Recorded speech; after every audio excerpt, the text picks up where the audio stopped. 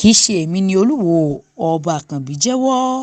Olúwo ti ìlú Ìwó ọba Abdulrasheed Adéwálé Àkànbí ti sọ pé aṣojú Olódùmarè lòun jẹ́ lórí ìtẹ́, kì í ṣe òun gangan ni Olúwo.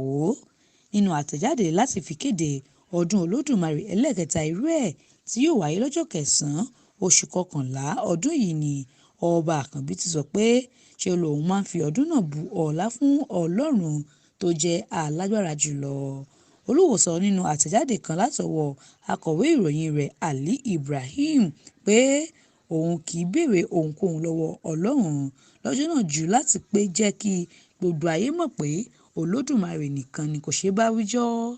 Ó ní òun kò lè pe ara òun ní nǹkan tí òun kò jẹ́, òun kì í ṣe ọba, Ọlọ́run nìkan ni ọba, aṣojú rẹ̀ lòun jẹ́ lórí ìtẹ́. Ọba Àkànbí fi kún ọ̀rọ̀ rẹ̀ pé gbàgede ààfin òun nílùú Ìwó ni ọdún Olódùmarè yóò ti wáyé.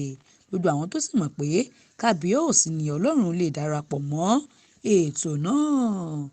Mariam Ọláníyì ló ń jábọ̀ ìròyìn fún Etí Ọba TV.